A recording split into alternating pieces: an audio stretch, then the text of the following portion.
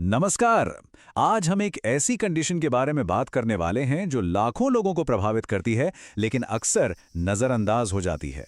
जी हां, हम बात कर रहे हैं फाइब्रोमायाल्जिया की। अच्छा, कभी ऐसा महसूस हुआ है कि पूरे शरीर में दर्द है? एक ऐसा दर्द जो लगातार बना रहता है और समझ ही नहीं आता कि हो क्यों रहा है। ये बस कोई मामूली थकान नहीं है, ये कुछ और ही है। इस अनुभव का एक नाम है फाइब्रोमाइल्जिया। और एक बात साफ कर दें, ये कोई मनोवैज्ञानिक समस्या नहीं है। ये एक असली शारीरिक बीमारी है। ये लगभग 2 से 4% लोगों को होती है और महिलाओं में ये ज्यादा कॉमन है। तो चलिए देखते हैं कि आज हम क्या-क्या समझने वाले हैं। पहले हम जानेंगे कि ये दर्द असल में है क्या, फिर इसके बाकी लक्षणों पर बात करेंगे और समझेंगे कि इसे डायग्नोज कैसे किया जाता है। इसके बाद हम इसके कारणों और सबसे जरूरी इसे मैनेज करने के तरीकों पर भी गौर करेंगे। तो शरीर के अंदर आखिर चल क्या रहा है? देखिए, इस कंडीशन को सेंट्रल पेन एम्प्लीफिकेशन डिसऑर्डर माना जाता है। अब ये सुनने में बड़ा टेक्निकल लगता है ना? पर इसका मतलब बहुत सीधा है। इसे ऐसे समझिए जैसे शरीर का जो पेन वॉल्यूम का बटन है ना, वो हाई पे अटक गया है। मतलब दिमाग और स्पाइनल कॉर्ड दर्द के सिग्नल्स को जरूरत से ज्यादा बड़ा चढ़ाकर महसूस करने लगते हैं। तो जो चीजें नॉर्मल लगनी चाहिए वो भी बहुत दर्दनाक महसूस होती हैं। पर कहानी सिर्फ इस बढ़े हुए दर्द पर खत्म नहीं होती। फाइब्रोमायाल्जिया का असर इससे कहीं ज्यादा गहरा और फैला हुआ होता है। देखिए, इसके लक्षण कितने वाइड रेंजिंग हैं। मतलब सिर्फ दर्द ही नहीं, बल्कि भयंकर थकान और कमजोरी, शरीर में अकड़न, नींद की दिक्कतें, यहाँ तक कि पेट और मूड से जुड़ी परेशानियां भी शामिल हैं। ये एक पूरी सिस्टम को अफेक्ट करता है। और सबसे मुश्किल लक्षणों में से एक है ये, जिसे फाइब्रोफॉग भी कहते हैं। इसमें ना सोचने समझने में, चीजें याद रखने में या किसी काम पर ध्यान लगाने में बहुत दिक्कत होती है। ये बहुत फ्रस्ट्रेटिंग हो सकता है। अच्छा, अब सवाल ये उठता है कि जब इतने सारे अलग अलग लक्षण हैं, तो डॉक्टर्स एक सही नतीजे पर पहुंचते कैसे हैं? इसका डायग्नोसिस कैसे होता है? देखिए, ये प्रोसेस काफी मेथोडिकल है। सबसे पहले तो ये देखा जाता है कि दर्द कम से कम 3 महीने से लगातार बना हुआ है या नहीं। फिर ये पक्का किया जाता है कि इस दर्द की वजह कोई और बीमारी जैसे गठिया वगैरह तो नहीं है। और आखिर में कुछ स्पेसिफिक क्राइटेरिया हैं जिन्हें पूरा करना जरूरी होता है। पहले के जमाने में डायग्नोसिस का एक बहुत जरूरी हिस्सा था टेंडर पॉइंट एग्जाम।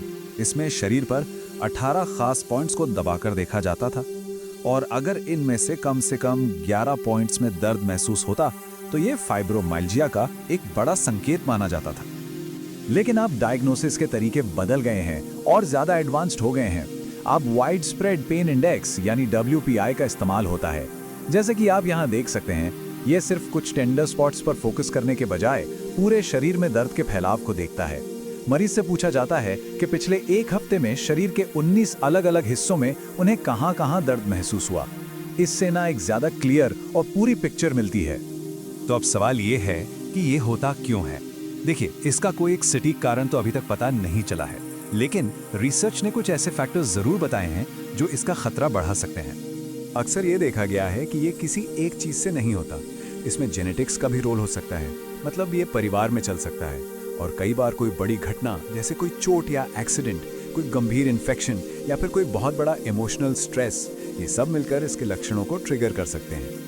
चलिए अब सबसे जरूरी बात करते हैं, इसे मैनेज कैसे किया जाए। और यहाँ ये समझना जरूरी है कि इसका कोई एक जादुई इलाज नहीं है। इसका मैनेजमेंट प्लान बहुत होलिस्टिक होता है, जिसमें एक साथ कई चीजों पर काम करना पड़ता है।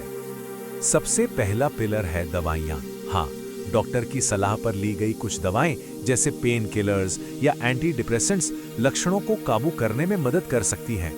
लेकिन याद रखिए, ये पूरी पहेली का बस एक छोटा सा हिस्सा है। दूसरा और बहुत ही असरदार तरीका है एरोबिक एक्सरसाइज।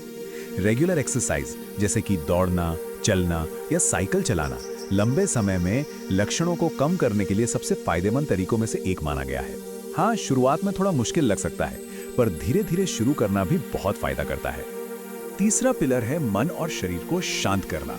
टेक्निक्स जैसे कि योग, गहरी सांस लेने की एक्सरसाइज और मेडिटेशन, ये सब नर्वस सिस्टम को शांत करने और स्ट्रेस को मैनेज करने में कमाल का काम करती हैं।